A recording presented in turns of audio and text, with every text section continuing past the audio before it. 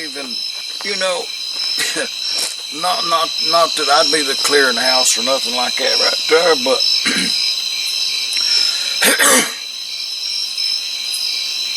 over there at the Paducah Engine Show, I conversed.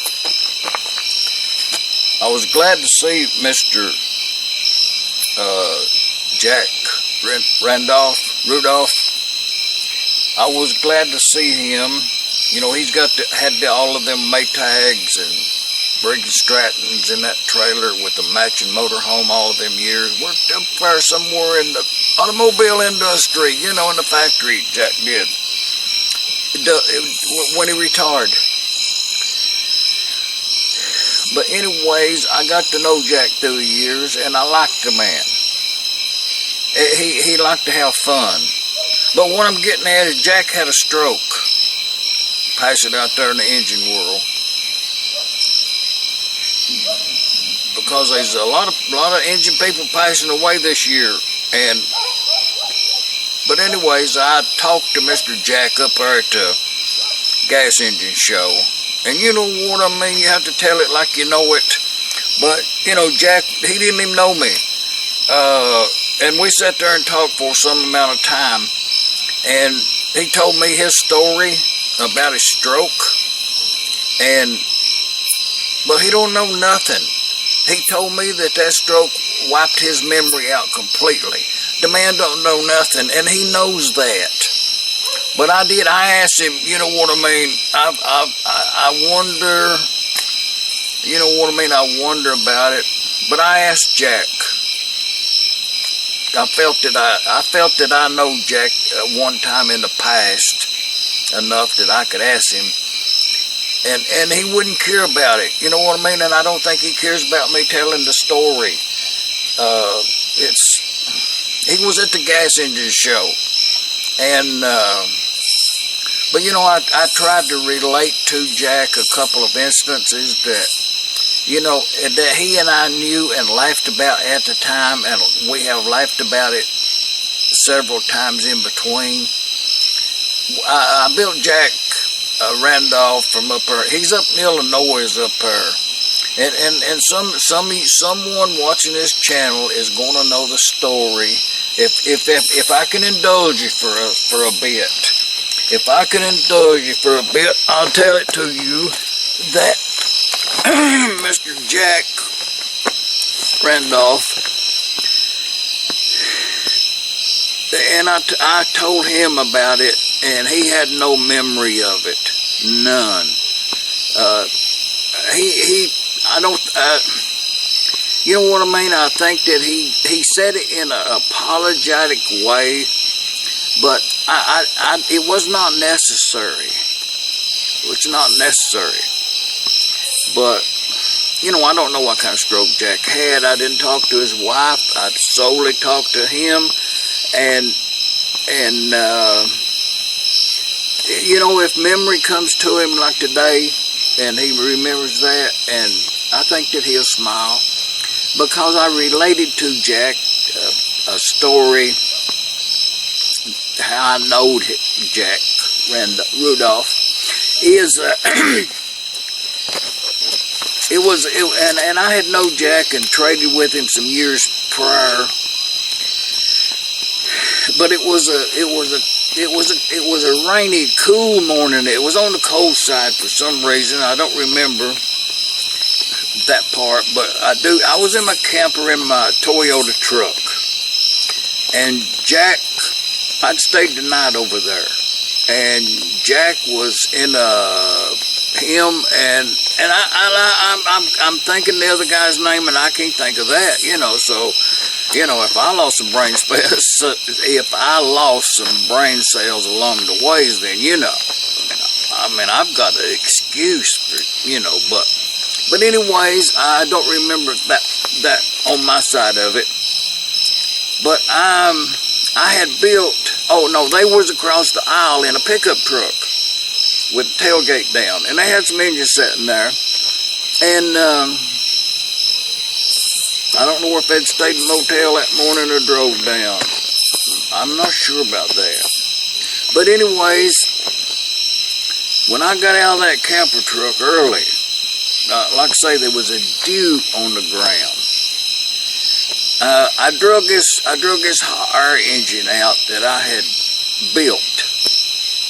It was, and the reason I built that engine was my neighbor discarded in the trash can on my way home a brand spanking new, among other car parts, cleaning out the garage, called it, brand new, like a 12-inch electric fan, auxiliary unit, goes on your radiator out front. Throwed it away, so I snatched it up and brought it on home, and when I turned that fan blade on the motor shaft, it was so free turning that, you know, I'm holding the motor and give the fan a spin, and I mean, it's almost to mar, and that fan's still spinning. I mean, it was the freest set of bearings I have ever seen in all of my lifetimes. So, instantly, it came to mind that I should build a Stirling type hot air engine out of them bearings. So I took the motor all apart, got the bearings out, and proceeded to build a Stirling engine with some orange juice cans and a paint can, and I think it was a beer can involved in it, and a tuna fish can, and a rocking beam, just your basic hot air engine. But it was on a wood base, and you could store your stuff in there. So I set it, when I come out of that camper, I set it out there on the corner of that trailer, and instantly Jack spied that flywheel engine, and that hot air engine, and here he come, caught me off guard. I tell you what, the man actually caught me off guard right there, and got the best of the trade. That was, and Jack knowed it. And that was the beauty of the whole thing, and I was content with it up to now. Yes, I'm glad he got it. You know, sometimes you build something in life, whatever the trade should be, and somebody else gets it and likes it and appreciates it and uses it and actually makes it worthwhile. So anyways, Jack questioned me about trading that hot air engine off, and I said, well, yeah, it's for trade. I said, I'll start it up for you. So I lit up a can of alcohol. I think I burnt in that with a wick. So anyways, it didn't take much heat to run that little engine for some reason. It was the proportions. It was 3-to-1 in the displacer on that. And it was the height of the combustion chamber down there, the shroud that goes over the bottom half of your, bottom third of your, actually about the fourth of the cylinder. But anyways, the proportion some way just got right on that engine, and it ran good. And that fan, when it run, it actually slowed the engine down, because the faster the engine got, the more air it sucked through them fans, and it tended to govern itself. You know, it couldn't go any faster. You know, it didn't have enough power to overcome the wind. So anyways, it was, and I traded it for 2 Maytag engines, is what is the beauty of it, and it was junk. I mean, it was the worst engines I ever traded for, and I know they was when I went over there and looked at them. In the meantime, while this is all going on, and but anyways, I traded, and it was a bad deal on my part. But you know, at the time, I could actually, at that time, and I kind of tried for it. To be honest with you, I could afford to lose a little every day. You know what I mean? If I sold something less than I paid for it and I was happy, you know, I was cool with that. You know, it wasn't like taking a loss. It's just like I wanted that person to have that, you know. Yes. But I traded that hot air engine to Jack Randolph. And he put in that motorhome, and they were going, that was over yonder in Brector, Arkansas. And they went to, like, Florida maybe down in there, somewhere south. And then they come back, and I seen him at a gas engine show somewhere, and he says this engine is worn out, won't run. I says, well, where's it at? Well, it's at home.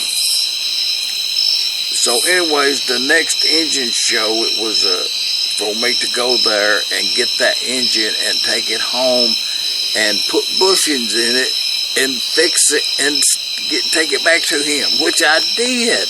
You know what I mean? That's another beauty part of that. Not only did I trade it to him for $2 less, I took the thing home and fixed it and didn't charge him anything. It tickled him to death. But anyways, and to put bushings in a tin can hot air engine, you know what I mean.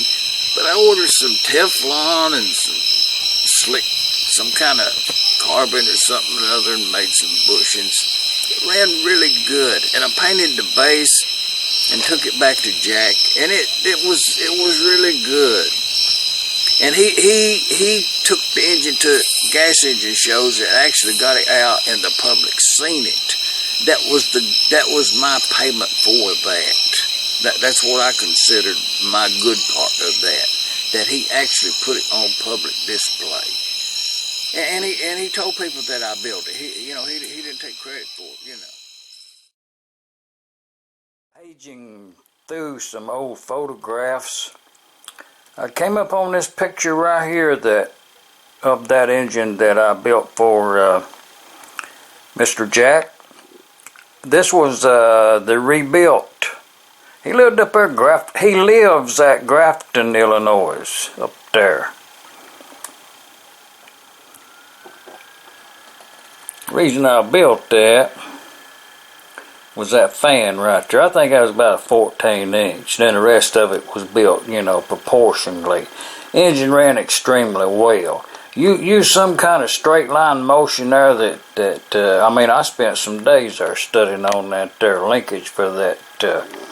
It worked like a scissor thing. A little old 3-corner thing out there on the end that went straight up and down where the pivot was at there. Worked really good. Offset that piston cylinder on that there outer shell there, that displacer, that heat chamber. That's the cold end up there. Offset that there cylinder in that instead of straight in there. That way I can move the fan over and make it real skinny.